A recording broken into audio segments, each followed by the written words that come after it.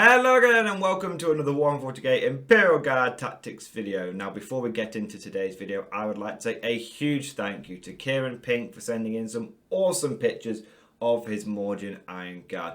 Kieran, this is no word of a lie, your awesome Mordian army has inspired me, has motivated me to get back onto my own great Mordian restoration project. Seeing those Mordian riflemen all ranked up in their movement trades and those brilliant white vehicles and all that good stuff has really it's motivated me. This is the kind of thing, this is why I love this community. It always motivates me to crack on with some more guard paint. So thank you, Kieran. Your army looks fantastic. I love that classic Mordian colour scheme. I love the mixture of models you've got that adds a huge amount of variety to yet a very uniform army. I can see some classic metal bros, some Victorian miniature bros. I can see a weird combination of what looks like Acadian legs and Mordian top half. I don't want to know what science you used to put those two together, but maybe science has gone too far. But either way, it looks really, really cool. So thank you for sending these pictures in, Kieran. They look great. If anyone else has got any cool pictures to want me to use in my videos, please post them on my Facebook page, or you can email them to me at mordianglorytv@gmail.com. Without further ado, let's get into today's video.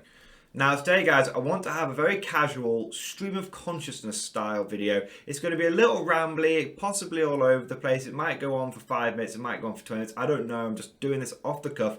And I just want to throw out some thoughts and ideas that I've had based on, Armour of Contempt that Marines have now got and how we can kind of play into it and sort of what it means for our faction and the meta and how we're going to interact with it. So strap yourselves in, guys. It's a bit of a casual Friday video. I'm recording it on the Friday. I'm just doing it super chill. And, get your paints out there, play your video games, put me on in the background while you're doing some exercise. I don't mind what you do, but we're just going to have a chill one and just have a quick little sort of, think and thoughts and all that kind of stuff. So let's dive straight into this. Armour of Contempt, I think, is a really, really big deal for the Guard. I think it's going to quite strongly shape or push us in a direction that we were, I think, already kind of going down, but this really reinforces it. And essentially, for those that aren't sure what Armour of Contempt is, I should probably start there, right?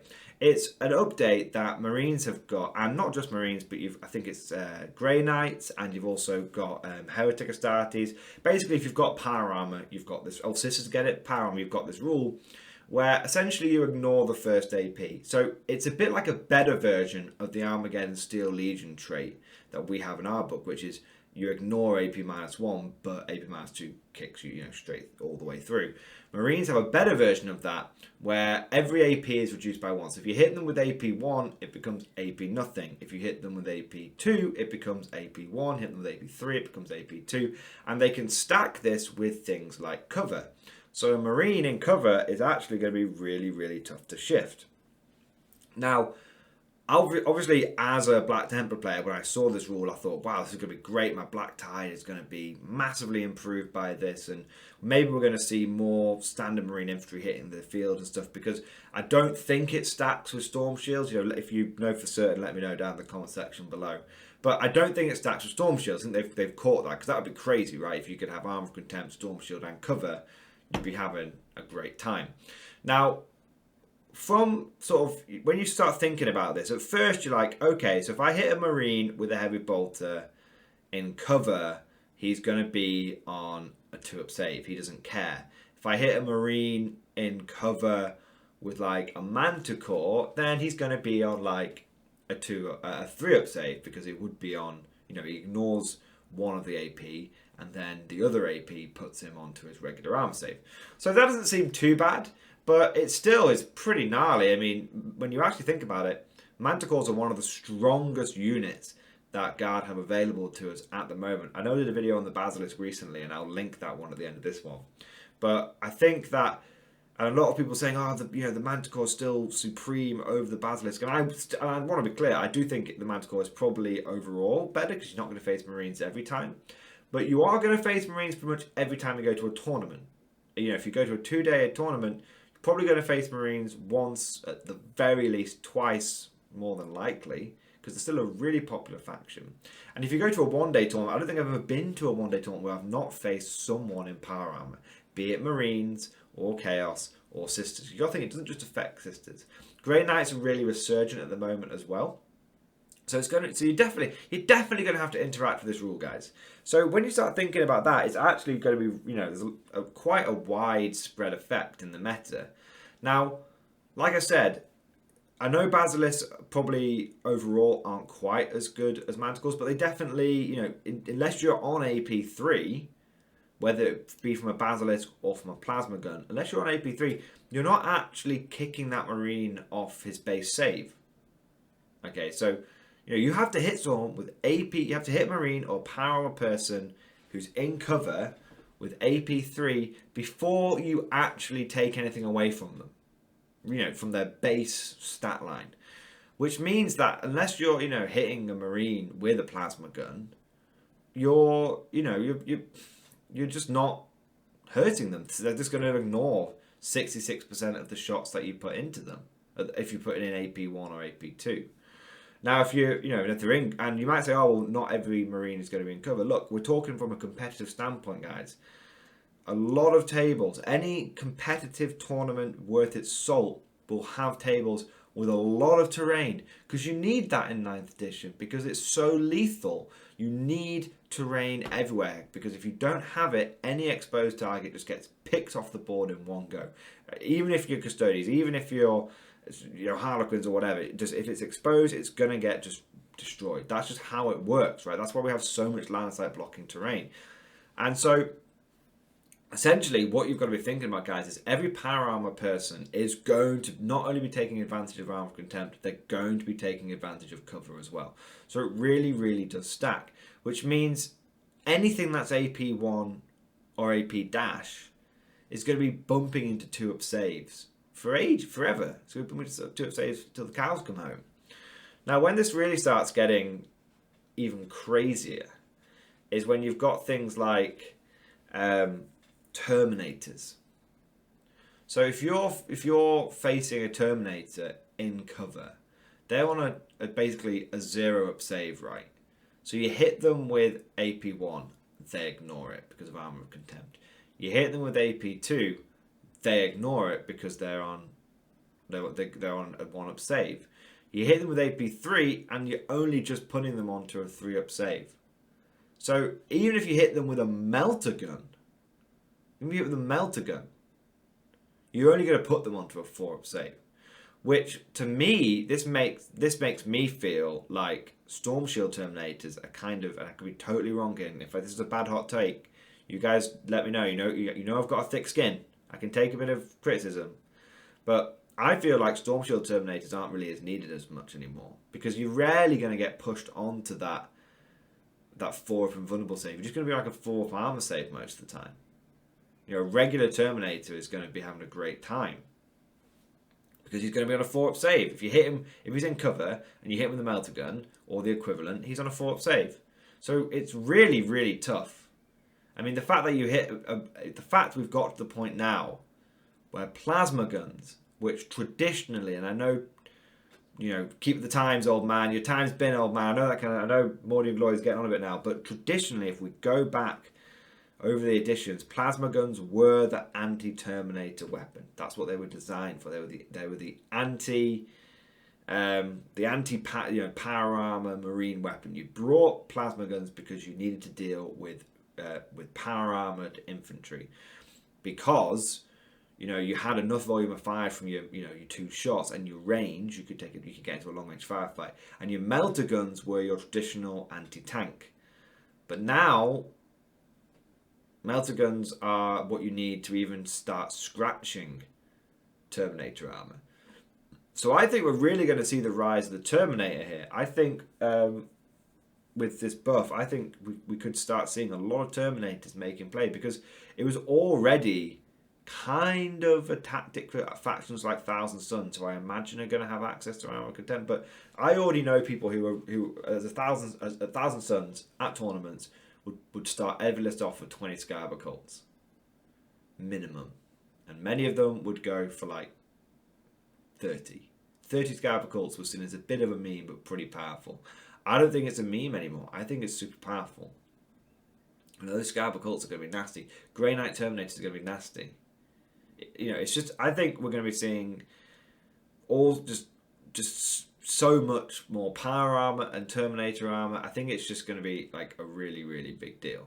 Now, the thing is with Guard is how do we play into this? So we can take a lot of plasma, and thank God with our like infantry squad stuff now, we can basically get like free plasma and stuff. But I feel like we really need to be looking at a combination of overwhelming numbers. Just you throw so many dice at the enemy to try and take advantage of Hammer of the Emperor and to try and just overwhelm, just totally overwhelm Armour of Contempt. That there's only, so you know, 1 in every 6 saves is a failed save. In theory. I mean, then you've got Feel No Pain and stuff like that, and Resurrected Models and all this kind of stuff. But in theory, 1 in every 6 saves is going to be a fail on a power armor guy in cover or Terminator or whatever. You know, it's going to be you know, a fail. So if you can bring enough volume of fire, you should start making people fail saves. Now, I have tried this method for a long time. I have run Infantry Guard for a long time. Relying on your opponent to fail saves is kind of a bad idea. Anyone who's been around the block a few times will tell you that sometimes your opponent just won't fail 2-up saves. Sometimes you just can't break through that 2-up save barrier. What if your opponent rolls a batch of 10 dice and just doesn't get any ones? It happens all the time.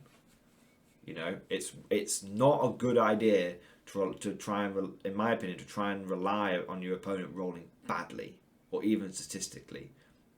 So a lot of competitive players are competitive because they just have an inherent good luck. They just have good luck. You know, so whilst it's a plan, I don't know if it's a good plan. My personal experience is that I've always kind of lent towards the other option, which I'm going to talk about, which is go big or go home. I think we are now in a situation, guys, where you can't take a weapon that isn't the biggest and baddest one.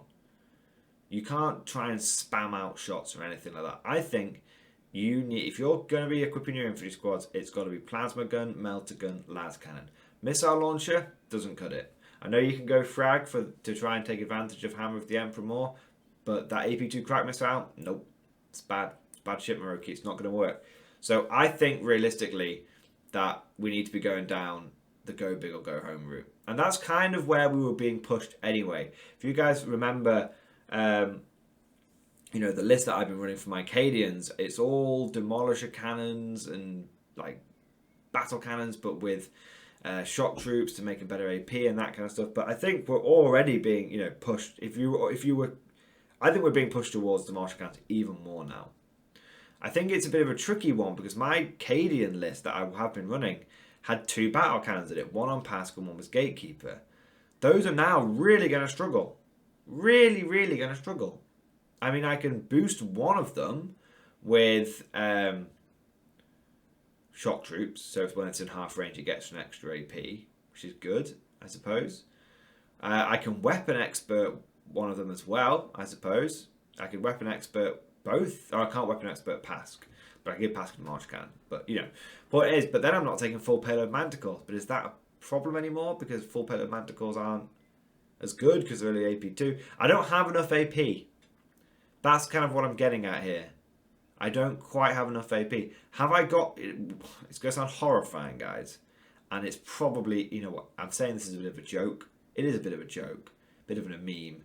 But maybe it's time for that Vanquisher Cannon video to make a comeback, guys. Because at least it's AP4. At least it can kill something. If it hits and it wounds, it'll kill them, right? Hopefully. At least it'll keep people onto an invulnerable save. I don't know. We can't be in a situation where Vanquishers are good. The meta can't be that gigafucked. That part of my language. It can't be, right? Oh, yeah. It's a tricky situation. I don't know. It's tricky, right? So that's my thoughts. I think we are in go big or go home.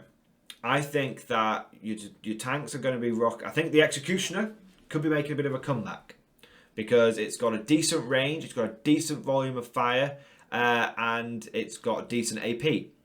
I think plasma sponsons are going to be making a bit of a comeback. I think infantry squads are, in a funny sort of way, perfectly placed to try and counter, I don't know if they will do it successfully, to try and counter Armour of Contempt. Because they'll be able to do volume of shots from like first rank fire, second rank fire, but also do AP from like the plasma pistol on the sergeant, the plasma gun shots from the special weapon guy, and the las cannon that you should be taking as well, and the power sword. So infantry squads can actually bring in like 3 sources of high AP, and then you've got all the las guns for volume of fire. So it's kind of weird. I feel like we're being pushed towards pure infantry. I feel like that's where we're being pushed. If it wasn't already obvious from the free infantry upgrades, but that's where I think we're headed. But what do you guys think? They're my thoughts. I haven't really got much more to say. It's very, like I said, it's a bit of a casual Friday video, some theory crafting, but that's where I'm thinking. Now, in terms of testing this theory, I am going to a tournament not this weekend, next weekend, and I need to submit my list this weekend for it. And I'm 99.9% certain I'm going to be taking the pure infantry Mordian Iron Guard. So that should be something to look forward to, and hopefully, I've got enough plasma guns and melter guns for that army to really try this out. So hopefully it'll be, it'll be the case. Go big or go home, right? Maybe that's where we are again. Hope you guys enjoy this video. Thank you for watching. If you have, please leave lots of comments and likes and all that kind of good stuff. And of course, it would be remiss of me to forget, but I want to say a massive thank you to the Patreon supporters of this channel. It is thanks to the Patreon supporters that I'm able to go to tournaments, get that feedback, get that information, and bring it back to you guys. Frontline experience, not just theory crafting. Although, as this video is a good example of, it can be fun to do some theory crafting now and again as well. But thanks to the Patreon supporters, you guys truly are great. I know I mentioned it every video, but I like mentioning it every video because you guys are great. Like I said, this channel wouldn't be here without you. If you're interested in becoming a Patreon supporter, shameless plug, there is a link down in the description below. That's it for now, folks. Thank you for watching. Hope you enjoyed. And of course, as always, I'll see you guys next time.